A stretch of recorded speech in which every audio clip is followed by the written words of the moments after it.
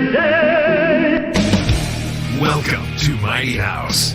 This is a radio show for people with problems, home improvement problems, that is, and for people who want common sense guidance on how to build green and live a more sustainable lifestyle. Send an email or call into the show. The Mighty House crew is on the job. This is Mighty House. Boom! Rich, how'd you do that, man? I'm here. Dude, that's awesome. That's a new intro every time. Door instead of the one last week. Excellent, brother. I like how you just pop in. I told you I'd pop in tonight. Yeah, that's excellent. Awesome. Hey, so tonight we're going to talk about outlets, how to properly install an outlet, how to ground it, and do all that stuff. We got an email that we'll read here. So that's kind of the whole reason we decided to go ahead and just do this as a complete topic, because of that outlet. Before we do that, though, we want to say thanks to the Niles Design District for helping us out and doing this. Go to nilesdesigndistrict.com. It's linked right down below. You can always go check that out. And you can also click on the subscribe button, and that way you'll be notified every time we put up a new one every week. So please subscribe and click on the like button while you're at it. So you got that email there, Rich? You want to go ahead and read that so that way we know where we're going? Right. That's what led to all this. So we received an email from Bob and said, Ron, I have conduit and metal outlet boxes throughout my house. Question, do I have to use a ground wire to outlets from my box, or is it okay to use my metal box as my ground, as the outlet screws provide ground to outlets? Adding the extra wire from the box seems redundant. I realize adding the extra ground isn't bad, but is it needed per NEC code? And he lives in Westchester, and he's thanking for the help, and he says, love you guys. Sure. So it's Bob. That's Bob. Hey, Bob. All right, Bob. So here. Thanks for the question. Yeah, this is cool. So I tried to keep the lengthy response down to something manageable for him. So hopefully that came out too good. So first off, see, look at it. So we've got you set up here. Here's a piece of metal conduit going into a metal box. And then we've got the wires here. We've got a white wire, which is your neutral. This black wire, that is your hot.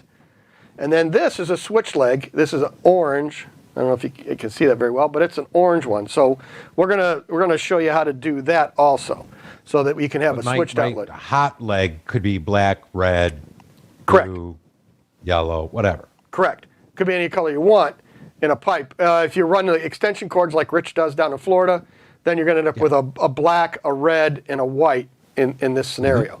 So so there you go. So neutral is always going to be white, or it should be, if your house is wired correctly. It can also be a gray. So if you've got a newer home and you see gray as a neutral, that is also correct. Now, ground is always going to be a green color, and that's the only color you can use green for, is just ground only. So just keep that in mind as you do it. Now, if you're working on a home from the 50s, late 40s, early 50s, you will find green used as a hot. So that's just going to be in older homes. So again, too much information. So let's get into the outlets. First off, we'll go with the first one here. And this one is I just picked this up today. It's 69 cents. It's a regular grounded outlet. And this is probably what everybody would grab, because out of all of the ones I've got sitting here, this is 59 cents. And for the most part, I don't think you can tell the difference. It looks the same. So got holes. They all have holes, and you can plug something into it. So that's why I picked these up. But there is a difference. And if you look on the back of this one, these screws, I don't know if you can see that, the screws that mount it to the box are just loose. So that is not a self-grounding outlet. So the ground hole is grounded to the strap, but if that screw is not connected to the box properly, you could also have an ungrounded outlet. So they make these that have there's a little jumper wire on the back to pinch that wire. Whoops, sorry, that's going to be this one here. So it pinches the screw so that way as it goes in, it's holding that screw in place and it's grounding that out, so that now you have a grounded outlet, grounded strap to the box, and that's good. Now this one Also, you can tell there's a little difference in there. If you can zoom in a little bit more. Is that an anti-tamper outlet? Correct. These are tamper resistant outlets. So because you can't see the holes on the camera very well. There you go. But it'll say see, when you're straight on, the light's not showing the holes. Yeah, see? Yeah. So that's now you can see it. Yeah. So that's a TR. I've got so I've got a TR here, but this is not a self-grounding. It's this one was $1.29. It's a TR. It'll say TR right on the outlet so that the inspectors know that you've used the correct outlet. This is also code now today to use a TR outlet. But for some reason, they're still making them without the grounding strip, self-grounding. And that may be because plastic boxes and stuff don't require them, because screwing this into a plastic box doesn't do anything for you. So that's probably what these are for. So if you're going to not have a ground wire and you're going to be securing it to a metal box, you would want to use one of these with the grounding wire. I don't know if you'll see if we can get that in there. There you go. You can see it. There's a little wire jumping on the back to hold the screw. You'll also find them like this a lot. Different manufacturers. See that's gray, or that brass piece on there. And what are you going to do? You're going to hold it right up to the screen. Whoosh, flip it over. Flip it over. Flip it over. There you go. So you see how one side has that like brass piece on it? That's the self-grounding portion of that outlet, and the other side is not self-grounding. So that's the difference. I didn't know that's actually what that was for. I thought it was just so you only lost one screw at a time. Yes. Yeah. So there, can you see there's a little jumper wire. Different manufacturers do different things. That's why I wanted to show both of those options. So that's self-grounding, and that's what you should be using if you've got a metal box. Because as we go through this, you'll see how it does. One doesn't work correctly and the other one will. So next up, let's do this one right here. And what we're going to... Yep. Does it make any difference if I've got screws on the side or if I stab the back, the little holes in the back of the outlet? Yeah. Oh, thankfully, they don't make those anymore, those backstabbers. They don't? No.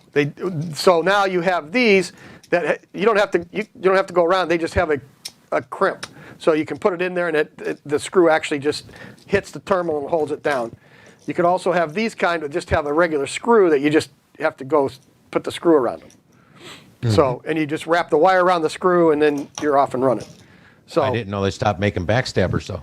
Yes, because that was just a little metal clip. As the wire went in, it held it. But then over time, that would loosen up and then it would arc and create heat, and the outlet wouldn't work, or you'd have a fire. So you can see these have little terminals that screw down and hold it in place, versus these. Yeah, I was always taught to make the hook on my wire and get it around that screw and then tighten it down. So. Correct. So let's go ahead and get started here. Let's put this in. And so are your wires hot, or is your... Oh, we should... Good question, Rich. Let's test that. So we'll take our little... Well, it's always fun to find out the hard way. Yes. So you'll see that not making any noise. So that switch leg right there is not hot. Neutral is not hot. It shouldn't be. And lights on. And it's making a beeping noise. Yep. So that one... Red is dead. So our black wire is in fact hot. So we're going to want to be careful with that. So first thing we'll do is we'll strip our neutral. And how long should your strip be? I do 1/2 inch, 5/8, something like that. Because what you want to do then is take that and then roll it over so that you have a little hook on that wire. Can you see that? Mm-hmm. There we go. So the new style backstabber, though, where you actually have the clamping thing, it usually have a strip gauge right on the back of the outlet, which is right around a 1/2 inch, like you said. Correct. And they all seem to have that on there. They all have a little gauge on there of where to strip it. So let's go with the tamper-proof one here first. So there we go. So how do I know which side is white and which side is hot? Is there a difference on the outlet? Sure. So the silver is going to be your white wire, your neutral. Okay. And it doesn't matter what corresponds with the big slot. Correct. So if I had all 4 were gold screws, I could still see that the big slot is on that side, and I'd know that's my neutral side. Correct. So we're using the tamper-proof one, so that then the other side, this other terminal screw, we just run that in. So if you had more than one wire, you had a bunch of neutrals, you would take a small strip of white wire, go into all the other ones, clump them together, you wire nut those, and then you only have one wire going to your outlet. If you used this other side and went to another outlet, if you ever disconnected this, it kills everything down line, and you don't want that to happen if you had to service this one outlet. So next up, we roll it over, and then we'll take our hot wire. Now, why can you touch it if it's hot? I'm touching the insulation. Oh. I'm not actually touching the copper part. And again, just to be argumentative, you could actually touch that wire as long as you're not grounded. Correct. If you are grounded in any way, shape, or form, like your foot's wet, Yep. you will feel it. Or touching the ground. Yes. Correct. So it's kind of like car cables. You don't want the red and the black to touch just like this. You don't want the black to touch any of the others, or just No, none of the others. okay. Well, if you hit the switch leg, it would just turn the light on. Correct. It would, yes, that's true. So, okay, so now we've also turned that one over. And again, when we put this terminal on here, we're going this. That ticker on the bottom, you should have it saying there that you should really turn the breaker off while doing this. It's just that Ron is a licensed and licensed electrician. practicing electrician. Correct. So as we do that wire, we want it to wrap in the same direction that we're going to tighten the screw up. So if you noticed on the other side, I did that automatically. I also do my neutral first so that I'm using less time that I'm actually working with a hot outlet. So now we tighten this side up. And let's tighten this. There we go. So I always run all the screws down tight just to get them down and out of the way so they don't have to worry about them hitting something else and grounding You mean out. like after the plastering's on, you got to play operation? Correct. So the next thing I would do for this outlet, I've got the black on the brass terminals. I've got the white on the silver terminals. So that outlet is now live and working. So let's just make this a little bit safer. And we'll take the electrical tape. Let's flip this over here. Electrical tape, we do the hot side first. Lay it over there. Push that down, and now we just wrap it around. Come back over here. And then one more time, we go across our hot side, so our hot side is double taped. And now we're good. So we can plug this in, plug our tester in. And there you can see it, but it's not working properly. No, why? It's not lighting up right. It's got a problem somewhere. And I don't know what's wrong with that. Why would that happen? Rich? Because you don't have it grounded. Because we don't have it grounded. So here, now we go back to Bob's question. Right. So I used the tamper-proof outlet, but it doesn't have the grounding wire on it. So it's not going to want to secure properly and ground Oh, you properly. don't have a grounding lug on that tamper-proof made to your... This is the tamper resistant, but it's not self-grounding. I left the self-grounding one out. So even though this and the whole point of this is you can buy them all these different ways. So now what we would do, if we wanted to make this self-grounding, we can use these straps. And this is already pre-done. It's got a screw on one side, which is a 1032, in case you want to know. And then we have this hook here that's already pre-made. And I really like using these ground wires, these ground pigtails, because now you can just put that on there like that. You tighten that down. You take this other end and you screw it right into the grounding lug that's already pre-done and ready for you. So you would take, it goes right in this box right here. There's a hole there. And you tighten that up. There. So now that's grounded. This would go to your outlet. And now it doesn't matter if these screws were floating and it wasn't making good contact, you would still have a permanent ground because this would go to your grounding terminal. So there's also A lot of these have these bump in here. You can see that. That's for the ground. But there's one other hole in the metal box that you can also run that number 10 into if you want to. So both of these boxes I've got actually have that. So I wouldn't recommend using like drywall screws? No. Well, that's we see that a lot in remodeling. Really? Yeah, no. No, these are machine screws. They're made to do this. Wow, you're standing kind of close to me there, Rich. You're getting... Sorry, you're creeping over into your box. So now what we could do, the other option here, we've got, let's go ahead and slide this over. We'll put the plastering on. Not yet. So you're pulling out your switch leg? Yep, and the grounding. So our plastering is made to take the box that was roughed in flush with your framing. Mm-hmm. And now that plastering, what that does is bring the metal out flush with your drywall. And to be up to code, and you won't see this in older homes, but this surface, this part here, should be out and flush with your drywall. Should not be recessed, so that as you run this outlet in, it will sit tight against that. Right. So, and they make plaster rings in many different depths. So Correct. Regardless of drywall, plaster, paneling, you can buy them for the depth of your finished wall. Yes, you can. So now we're going to run this in here. Operation, don't touch the sides. That's all right. I slept at a Holiday Inn last night. I'm good. So, if for some reason, let's say this outlet wasn't all the way in, now let's see if we get that. You can see there's still some play in here because I didn't tighten it all the way down to the box. But there, see, now we do have two yellows. No red. We don't want a red wire. That's not good.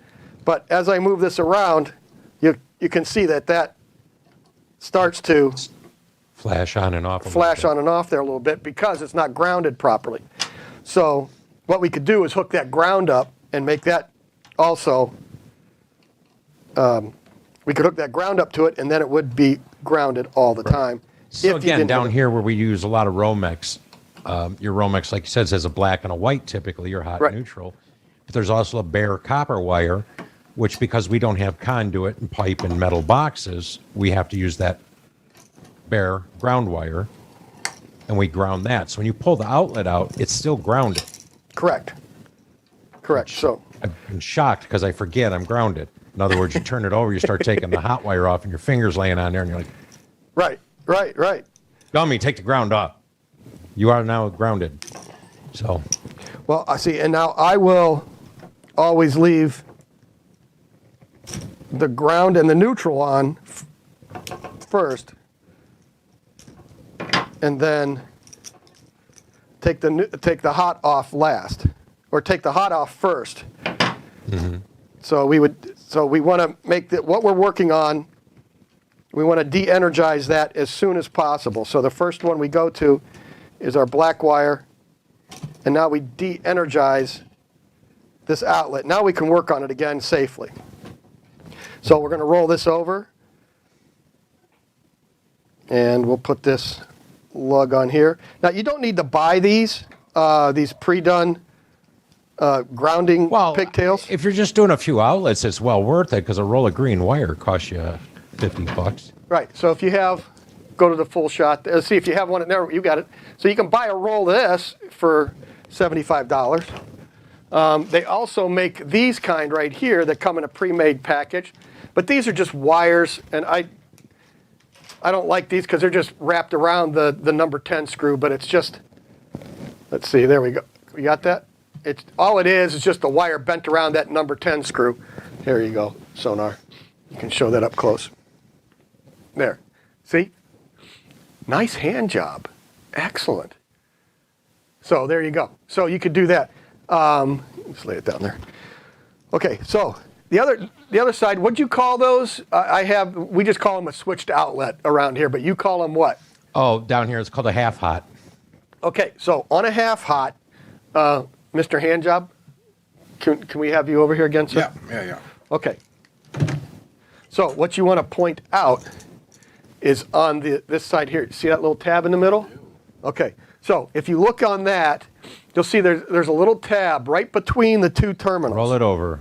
Roll it over slightly. Roll the face towards the camera a little bit. There you go. See that? There you go. Now back up. Back up. Back. There you go. You see that little terminal right in there between the two?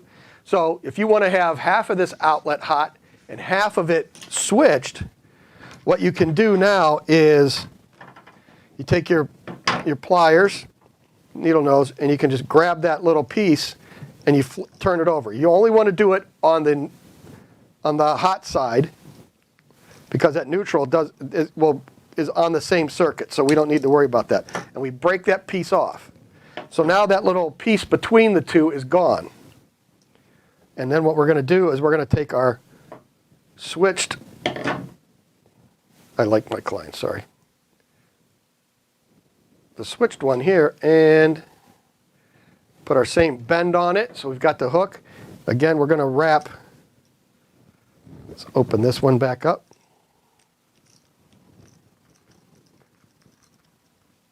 So now, again, we're going to wrap that around the screw the same way we tighten it. So that way, as we tighten it, it also pulls that wire in tighter versus it wanting to jump out. So now we're making what Rich calls a half hot. So now we got the orange on that side. We're going to put the hot back on to the other side. Now, which side do you guys make the switched and what side is there a standard down there for this?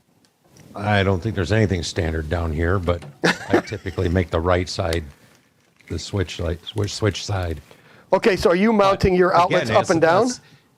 No, yeah, typically I would do it, but see, that's just old school from being up there. Right. Most of the time our outlets are vertical. Correct. So is your top one going to be the switched and the bottom hot all the time, or does it matter? Typically the top would be switched. Okay. Because your lamp cord would be on a table going down to the outlet, so you didn't want to have it reversed with something that was plugged in and laid on the floor. Correct. So there you go. Okay, so we're going to put the tape on the hot side, wrap it around the neutral side. We've now got our ground wire on there, so we're going to be grounded. And now we're going to go ahead and come across the hot side one more time, making sure that's hot, or that's covered and we're in good shape. So now you can see one outlet. We've got 4 wires going to it. So we've got our switch leg, our neutral, and no sparks yet, and a green and our black. So now we're going to put these wires back down in here. Well, check it with your tester. I will. Because you put the ground wire on. Correct. So now we haven't screwed it in. Right, so it should still be grounded. So now let's put this in here and see what happens. There. See, we've got 2 yellow. That's how you make a 69-cent outlet work. Yes. You spend $1.50 on a pigtail. Right. But I only paid 69 cents for the outlet. Right. So there you go. So now let's put this on the other side, and you can see we don't have any lights there at all. That's completely dead because we wired it up to our switch leg. To a switch leg. Yeah. Excuse me, Rich. I'm going to step in front of you. Oh, sorry. Let me go. You got it? Okay. There we go. Did you see that? Now that just came on. Because off camera, I've got that switched. So we went somewhere, we switched it. So now we've got, both sides are hot, but as soon as, excuse me, Rich, again. There we go. Sorry. You got that? All right. So there. So now half of it's on with a switch, and the other side is always hot. So there you go. Half hot. So that's how you do it. So now, even though this outlet is not installed into the box properly, and it's not a self-grounding outlet, it is grounded because I put that pigtail on there. Which is what you have to do where you have Romex. Yes, and now where you have Romex, you always have to use that. The majority of the country is Romex, so it's better off getting in the habit of using the ground. But Correct. again, if you have a home in the Chicago area or with conduit, then you're good to go. Right, and I think the rest of the country, when do you finally go to conduit? Is that commercial? Commercial, yeah. So if you've got a commercial application, this will work for that also. So now, Still got to remember, like conduit for us, because salt air is so corrosive that it really eats the pipe from the inside out. huh? So It you may know, not it's be a good something application. you really want coastal. Yeah. Especially if you're mixing metals. So if you use aluminum and steel or any of those combinations, that right there is more corrosive than just using steel or just using aluminum. Right. So there you go. Okay, so Yeah, and we actually, like for our service conductors and that, the majority of it's all aluminum down here. really, Yeah, where I know we always use copper. Correct. That's where you is. So, where we is, yes. So there you go. but I Okay, have to so, use copper on my pool panels. okay, that makes sense. Okay, so we've got the outlet installed now, and if you give me a shot from the top there, for me, this ground always goes to the right. That's the way it should be in the Chicagoland area. Don't ask me why. Everybody's got a good reason of why they think it happens. I just think, it's a right-handed world, so they put the ground to the right as a consistent thing to just follow as a general rule. That's the first sign when I walk in and they say that outlet's not working, and I look down and that ground is off to the left. I know someone that's not experienced has been in there working, so I'm a little more cautious about what I'm going to find and a little more concerned about what I'm going to find once I open that box up. And what if it was up and down? What if it was vertical instead of horizontal? Usually the ground is down, but I don't know how they would do that. Different parts of the country do different things. No, like you said, ground is typically down. Right. Excuse me. Now, you had 4 wires in there, Correct. but it seemed like 2 of them did the same job, just one had a switch. Correct. So the switch wire is still technically a hot wire. It's just not Only if the on switch all is the time. closed. Right. Yeah, excuse me, Rich. I got to step in front of you again. Sorry. There you go. Damn it. Okay. There we go. All right. So yeah, see, so right there you can see that's switched. So it's a hot, and I didn't use I can only use a colored wire for that. I can't use green, I can't use white, and I can't use neutral for that switch leg. But I can use any other color I want. Gotcha. Same with the hot. We can use any other color we want. We just can't use those 3 colors. Green is Well, and some of the stuff ground that only. you guys do, like if you're doing a 3-way switch or something, you might use 2 purples, which will just indicate they're travelers. Correct. Because very rarely will somebody see a purple wire and think it's a hot. Correct. So the more you work with it within our company, we have just general guide rules of what wires are doing what, so that when we walk in and we see a yellow, we know that's a switch leg to somewhere. We see Right. we see 2 purples taped together, we know those are travelers for a 3-way somewhere.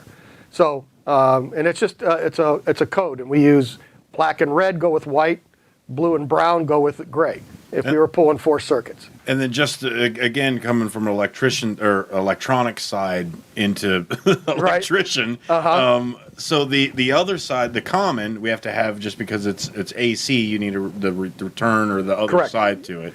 And then I guess why would you need the ground as well? Well, if if you there's a have the short, return. if there's a short within the neutral wire, then it's got a secondary way back to the panel. Gotcha. If there's a motor and that motor shorts out, then that shorts out to the housing of the motor. Gotcha. Or like the vacuum cleaner that you're holding on to, that's grounded out so that way, if that ever shorts out, goes to there, goes back to ground and trips your breaker. Gotcha. So that is And like in an theory, emergency if you wire. have voltage surges or lightning strikes, it should take the path through ground instead of through neutral in your panel. Correct. Because it's actual ground, not a floating. Correct. Okay. Correct. Which means So that's actual something we do ground. down here that would blow your mind. So when I pour the footings, we have to put in a building ground rod, which it's tied to all the steel in the footing, comes up, we tie everything together, and then when we bond everything, it goes back to the building ground. Yep. And then we still have to put 2 ground rods outside for our 400 amp service. Wow. But every bit of steel in all of our structure is It's grounded all- that way. It's all bonded But together. you get a lot more lightning and a lot more thunderstorms. So I would. Yeah, I see why still. I was always taught one path to ground. Like, you might need 2 ground rods on a larger amp service, But it doesn't make much sense to me to put ground rods outside and then still tie all the steel together and have a building ground, which gives you a secondary path. Correct. So, and I think NEC was changing, like your meter housings was going to have a grounding bar so that the phone company, cable company, everybody would tie onto, because it used to be where the cable company would come out and they'd put their own ground rod in. Right. Well, then when your house got struck by lightning, your VCR would blow up because that was the closest path to ground. Everything went through your VCR. Shows Yep. my age there, by the way. Right. As opposed to going to ground. Right. That happened to your 8-track tape player too, then, right? Now my knee went through that. Nova. My knee went right through it when I hit the. Yeah. The other reason of having a building ground is so that when you plug in something that you want to listen to, like your 8-track player or anybody else, you're not getting the local radio station. Yep. Because if you have a floating ground or a ground that's not really ground, Yep. all of those frequencies are being caught by the electrical wiring in your house. Yep. And here in Chicago, even the conduit is picking all that up. So Sure. if you ever notice that, hey, I'm picking up a radio station when I plug my headphones into my CD player, Yep. or something, like what do we how do we fix that? You Sure. have that building ground. Yep. And solidly ground it, and then you're going to be good. So, the other quick tools you can use, you can have. Let's go back to that overhead shot. Yeah. So if you don't have one of these plug-in outlets, then you can use one of these. And this just shows a voltage test, and you can turn it on. You can just stick it down in there, and should, if the terminals were long enough, I could get it to go. So anyway, that would show 120 volts, and you're good there. This also has a GFI tester in it, so we can test the GFI and trip them. They make these with a button on the side that you can hit and also test your GFIs. And then you have these. That's what I have. And then you have these little quick deals. These are a blast. These are really fast. You can stick it in there and you can hear it going off. So. Well, that just tells you that there's electrical current present. Correct. Which is, again, we've done shows in the past where if you had 6 inches of water in your basement and you had a short in the water, the breaker wouldn't blow. But if you passed that wand over the water, the light would go on and make noise, and it would tell you the water's electrified. So you don't want to go in it. No. Keep your butt out of there. That's why they tell you don't go in your flooded basement. It's not because there's a rattlesnake swimming around. The water could be electrified. And Right. If you ground yourself. Right. You go down, your you time. slip, You're and then you done. grab a pipe or a water line or something, then boom, you're gone. Well, that's why I try to tell people. Just hire, if you're a backyard warrior, you might just want to hire an electrician. You know? Yep, exactly. So, Yeah, or at least a buddy to pull you off of being caught. Somebody to tie a rope around you or throw a chair at you if you get caught. that's what the I would baseball just tie bat's the for. rope. If I look like I'm struggling, yank, because Right. you don't want to touch the person. In the Navy, we had a broom. We had a broom. We just push you with the broom. Oh, there was one other little bit we've got here. Let's see if I can. I got to step in front of you one more time. So there we know we're good there.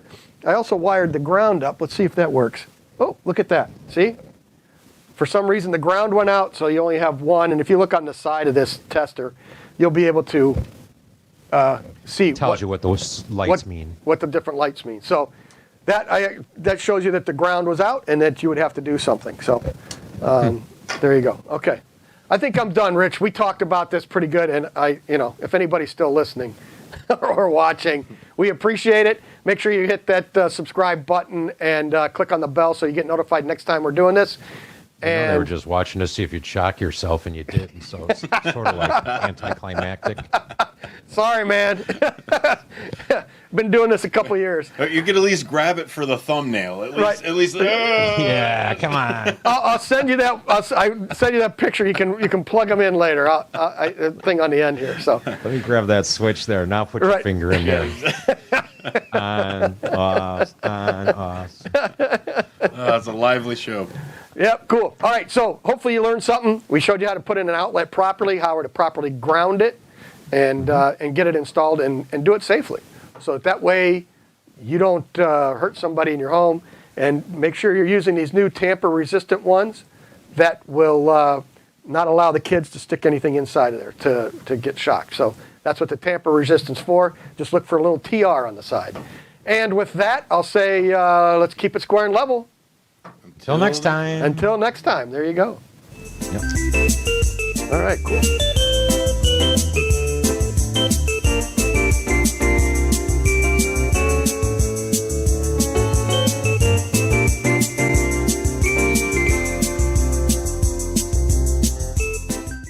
Located on Milwaukee Avenue, the Niles Design District is a home improvement destination for consumers, designers, and contractors.